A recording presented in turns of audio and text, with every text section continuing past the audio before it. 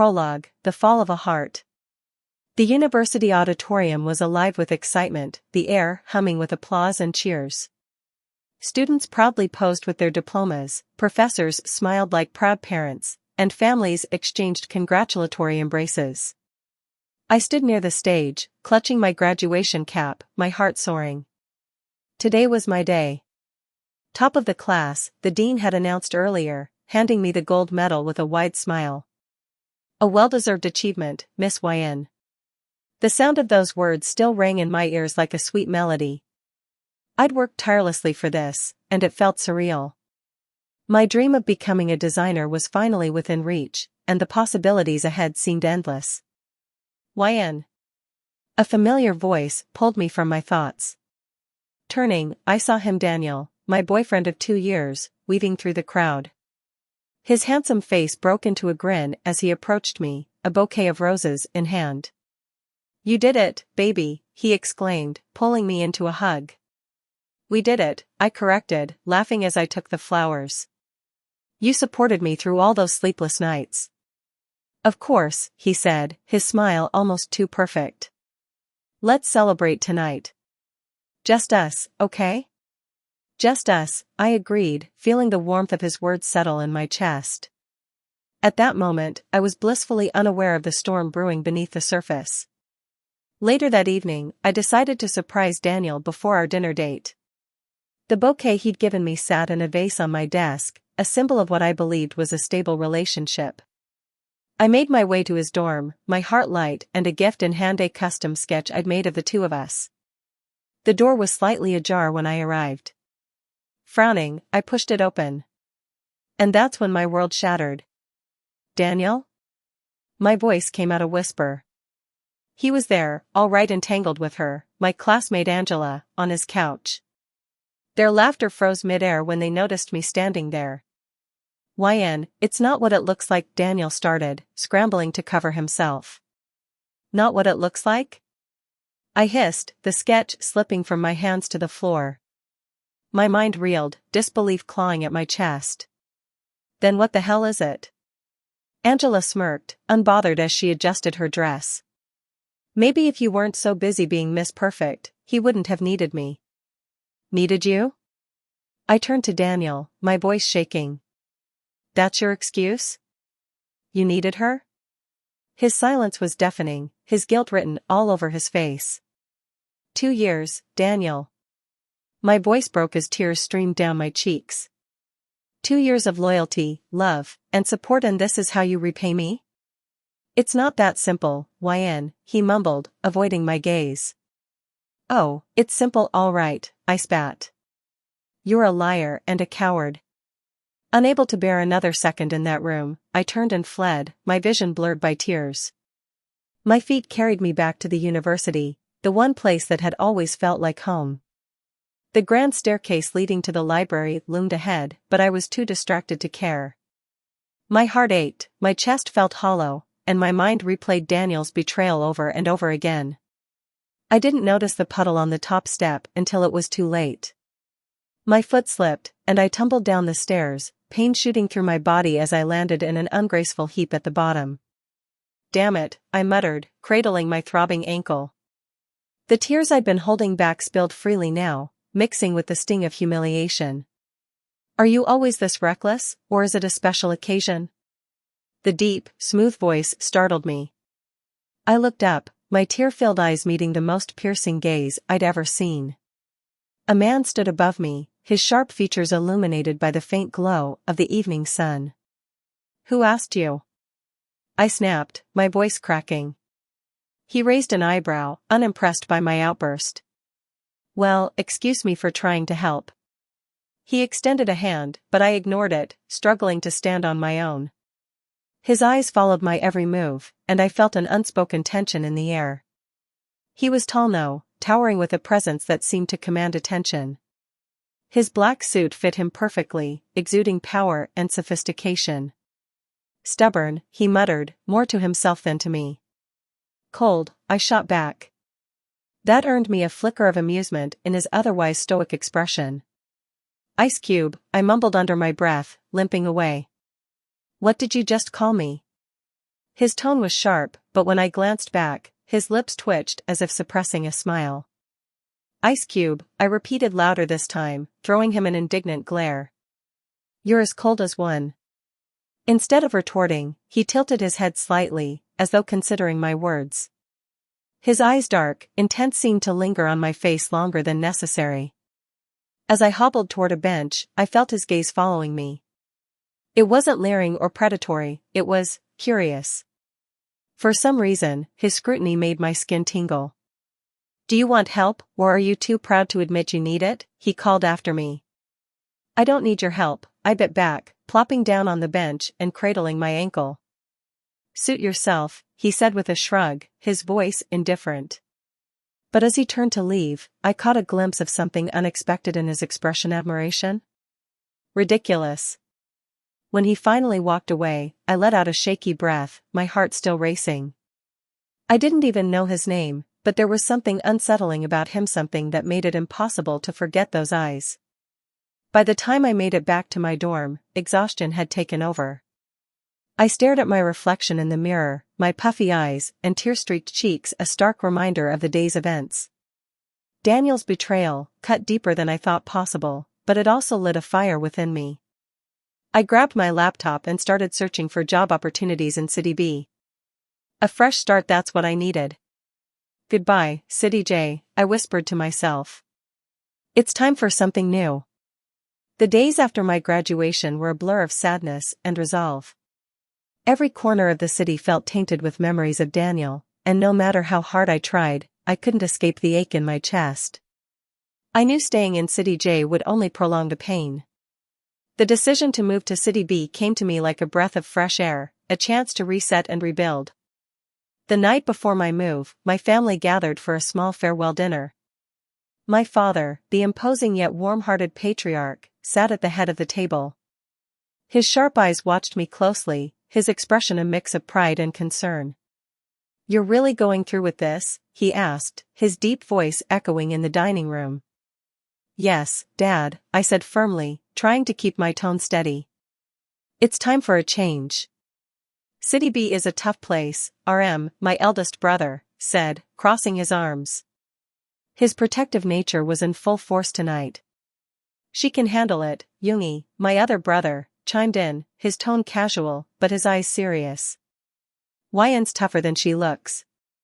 Jimin, my best friend and self-proclaimed soulmate, shot them both a look. Tough or not, she's not going alone. I'll visit whenever I can. I couldn't help but smile at Jimin's words. He always had a way of making me feel like everything would be okay. I'll be fine, I assured them, even as a lump formed in my throat. This is something I need to do for myself. My father sighed, leaning back in his chair. Just promise me one thing. If you need help, no matter what it is, you call us. I nodded, fighting back tears. I promise. The next morning, with my bags packed and my heart heavy, I stood by the door, taking one last look at the home I'd known my whole life. Jimin was there to see me off, his usual cheerful demeanor replaced with a rare seriousness. Don't let anyone dim your light, he said, pulling me into a tight hug. I won't, I whispered. As I boarded the train to City B, a mix of fear and excitement coursed through me. This was a new chapter, a new beginning. First day at King's Cooperation. The towering glass building of King's Cooperation loomed ahead, its sleek architecture a testament to power and prestige. I clutched my portfolio tightly, my nerves buzzing as I stepped into the lobby. The receptionist, a friendly woman named Clara, greeted me with a bright smile. You must be YN, our new designer, she said cheerfully. Yes, that's me, I replied, trying to match her enthusiasm. Clara handed me a visitor's badge and guided me to the design department, chatting along the way. You're going to love it here. The team is great, though, things can get a bit intense when the big boss is around. The big boss? I asked, curiously. She laughed lightly. Mr. V. Well, you'll see.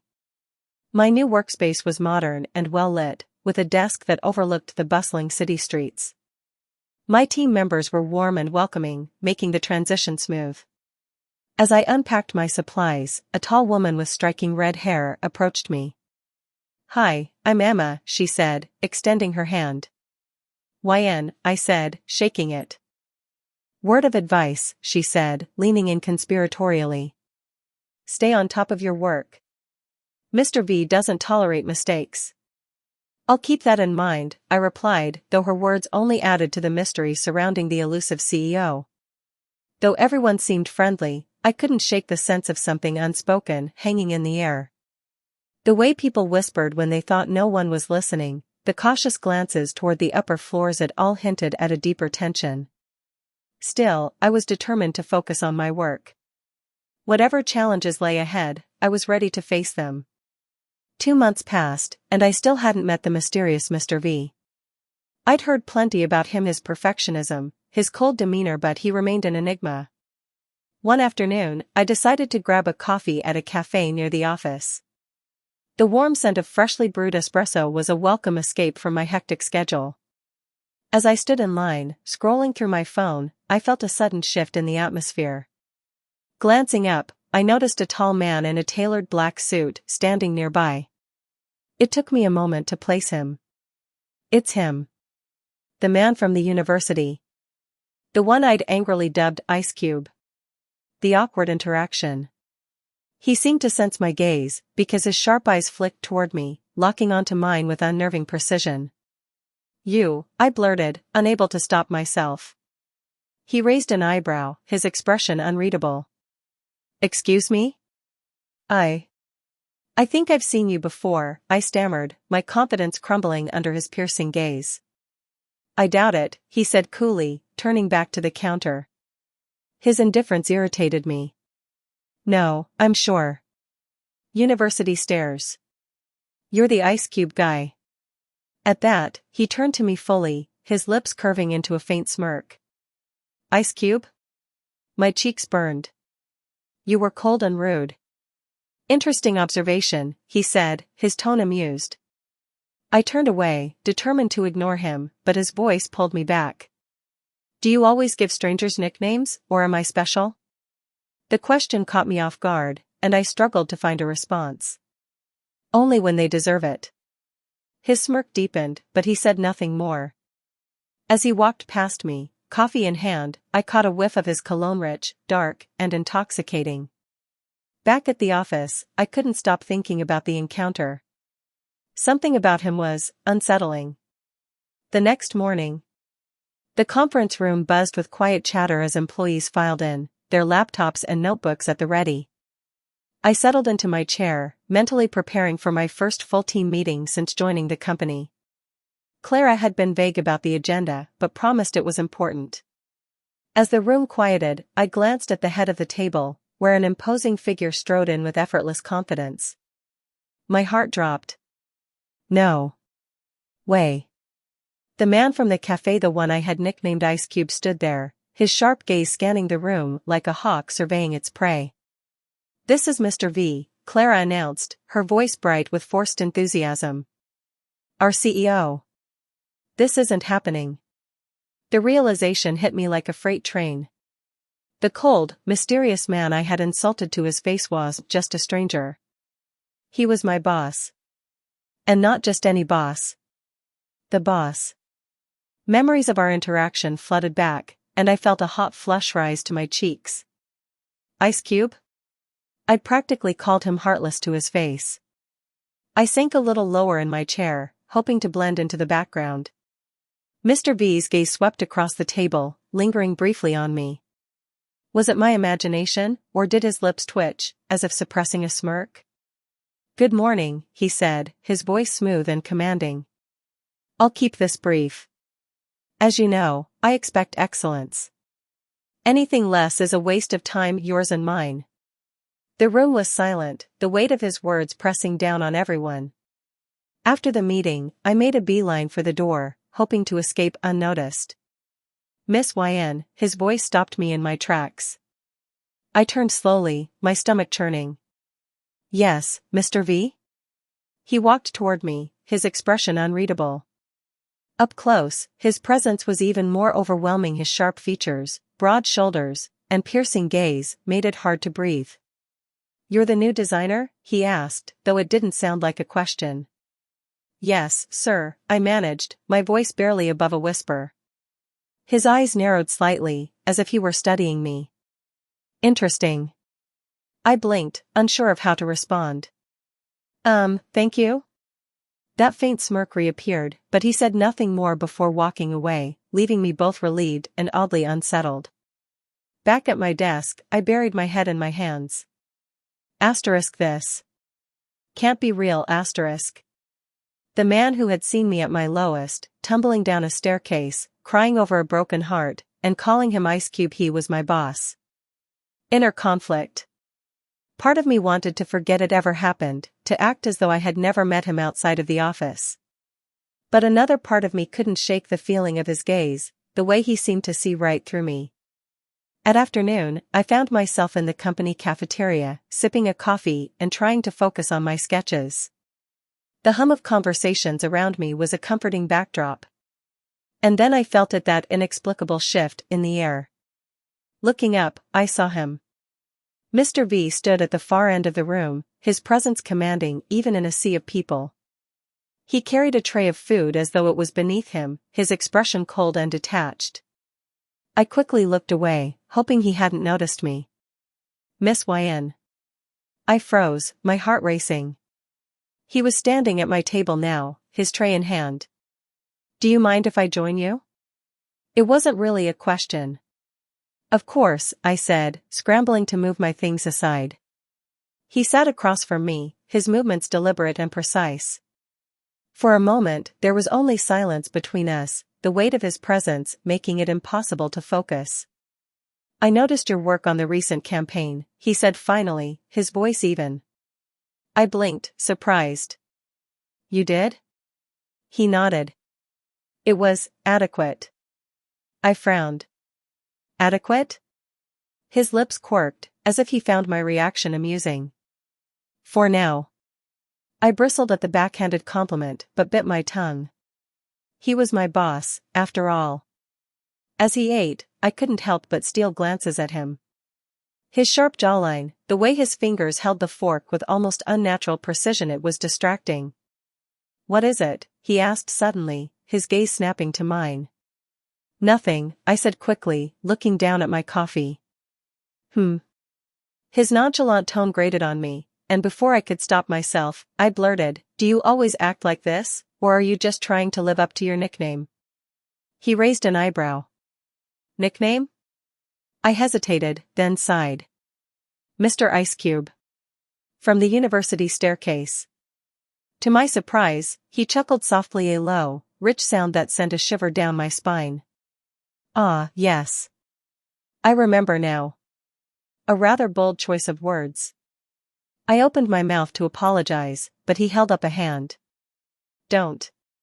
I've been called worse." For a brief moment, something shifted in his expression, an almost imperceptible flicker of vulnerability. "You're not what I expected," he said, his tone softer than before. "What does that mean?" I asked, genuinely curious. He didn't answer, his smirk returning as he stood. "Keep up the good work, Miss Yn. Adequate won't suffice forever." As he walked away, I couldn't help but wonder what lay beneath his icy exterior and why he seemed to take such an interest in me.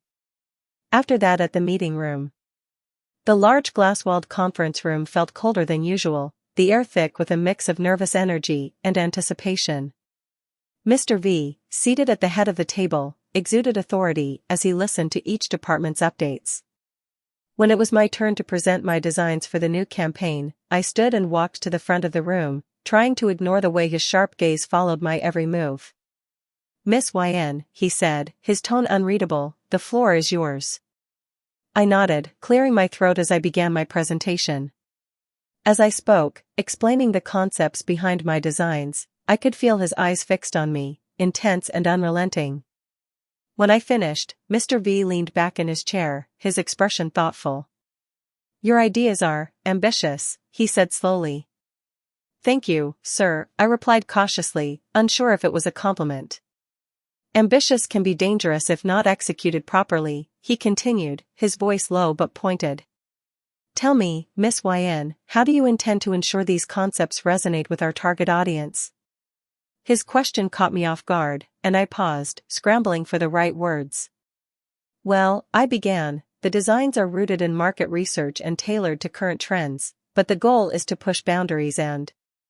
Push boundaries, he interrupted, his lips curving into a faint smirk. A bold choice for someone so new to the field. My cheeks flushed, but I stood my ground. Bold ideas are often the ones that leave a lasting impression, Mr. V. For a moment, the room was silent. Then, to my surprise, he nodded. Interesting perspective. Proceed. I exhaled, my nerves settling as I continue my presentation. Later that day, I ran into Jean, Mr. V's assistant, in the hallway. Jean was unlike his boss, warm, approachable, and always ready with a smile. Miss YN, Jean greeted me cheerfully.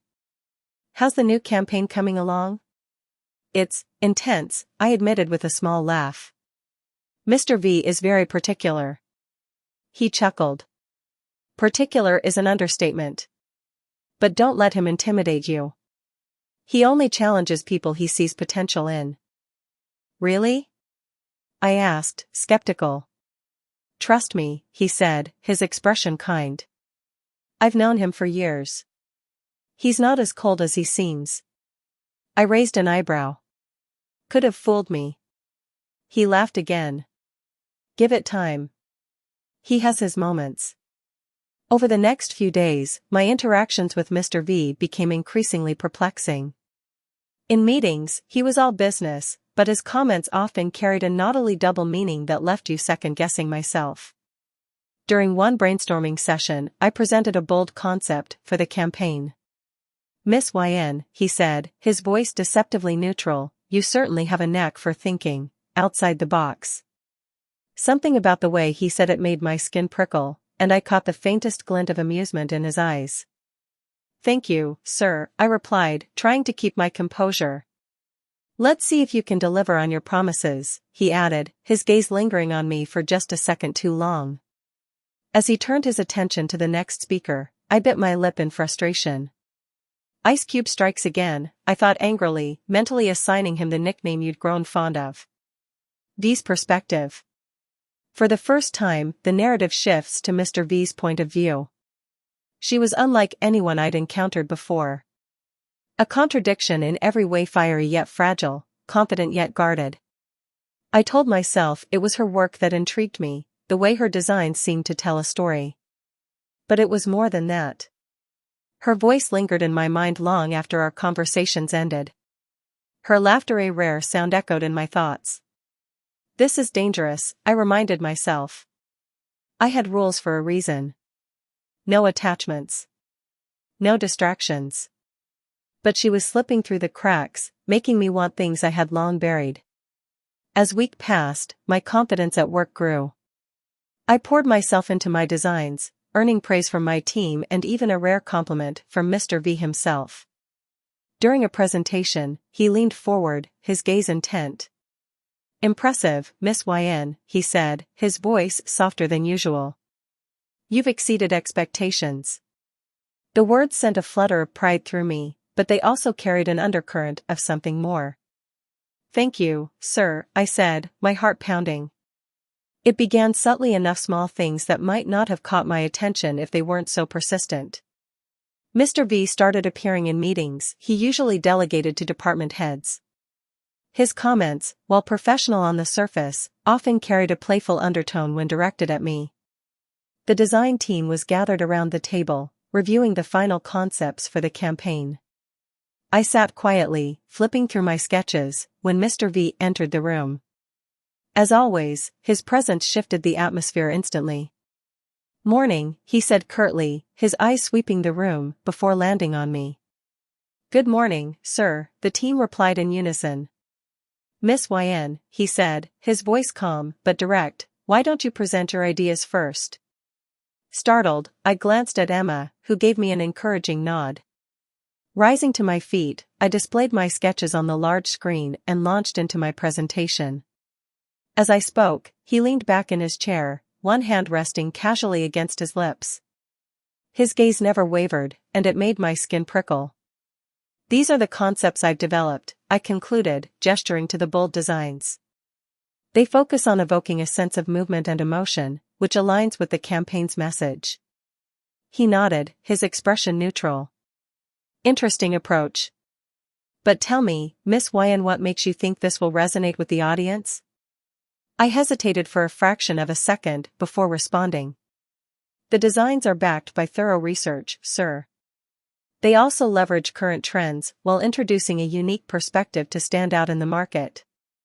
A flicker of amusement passed over his face. Unique perspective. You certainly seem to have a lot of those. The room went silent. I like the boldness, he added after a pause, surprising me. Though I'm curious, are you bold enough to handle the revisions I have in mind? Of course, sir, I said confidently, though my heart raced at his pointed tone. Good, he said, smirking faintly. I'll expect the first round by tomorrow morning. My confidence wavered. Tomorrow? I barely had enough time to finish the drafts, let alone incorporate revisions. Yes, sir, I replied tightly, sitting down with a forced smile. Inside, I were fuming. Ice Cube thought bitterly. Later that evening, I stayed late at the office, poring over the revisions he'd requested. The room was quiet except for the soft hum of my computer. Still here? His voice startled me, and I looked up to find Mr. V standing in the doorway, his tie loosened and jacket draped over his arm. Yes, sir, I said stiffly, suppressing my irritation. He walked into the room, his footsteps slow and deliberate. You're dedicated. I like that. I just want to meet your expectations, I said, keeping my tone neutral. He tilted his head slightly, studying me. You know, you make the most interesting faces when you're frustrated. I blinked at him, taken aback. Excuse me? That frown, he said, gesturing toward your face. It's almost endearing. Heat rushed to my cheeks, but I forced myself to stay composed. Is there something you needed, Mr. V? His lips twitched into a faint smirk. Just checking on my favorite employee. Favorite? I echoed, incredulous. Don't overthink it, Miss Wyan, he said smoothly. Good night. As he left, I muttered under my breath, favorite. My foot, Ice Cube. I didn't notice the way he paused, just outside the door, a quiet chuckle escaping his lips. By the next day, it was clear that others had begun noticing Mr. V's peculiar behavior toward me. Emma, my colleague, slid into the seat next to me during lunch, a sly smile on her face. So, she began, lowering her voice, what's going on with you and Mr. V? I nearly choked on my coffee. What? Nothing. Why would you even ask that? Emma shrugged. Oh, I don't know. Maybe because he actually smiles when you're around. Or because he's been showing up to every meeting you're in lately? That doesn't mean anything, I said quickly, though my cheeks burned. Emma said, clearly unconvinced. During the next team meeting, Mr. V's behavior continued to bewilder me. As I presented another concept, he interrupted me halfway through. Miss Wyan, he said, his tone calm but firm, you seem quite attached to this idea. I frowned, unsure where he was going with this. Yes, sir. I believe it aligns well with the campaign's objectives. He leaned forward slightly, his dark eyes glinting with amusement. Are you always this stubborn? My colleagues exchanged glances, their expressions carefully neutral. I prefer to think of it as being confident in my work, I replied, struggling to maintain my composure. He smirked, leaning back in his chair. Confidence is admirable. Just don't let it blind you to better ideas. The room was silent, and I clenched my jaw, biting back a retort. Ice Cube, I fumed inwardly. As the meeting adjourned, Emma nudged me on the way out. Confident, huh? I'm starting to see why he's so fixated on you. I groaned. Don't start. Later that day, Mr. V called me into his office to review my designs. As I entered, he gestured for me to sit, his expression unreadable. "Your work is intriguing," he began, sliding the sketches across the desk toward me. "Thank you, sir," I said cautiously. "Though I must admit," he added, his tone dropping slightly, "I find your ability to argue your ideas even more intriguing." I stared at him, unsure if that was a compliment or another test. "I just believe in defending my work, sir." He smiled faintly, his gaze locking onto me. "Defending it, or provoking me?" I blinked, my heart skipping a beat. "I don't know what you mean." He leaned back, his smirk deepening. "Of course you don't." For a moment, the tension was almost unbearable, and I felt my pulse quicken. Then, just as abruptly, he straightened. "Good work, Miss YN, he said, his tone professional again. "That will be all."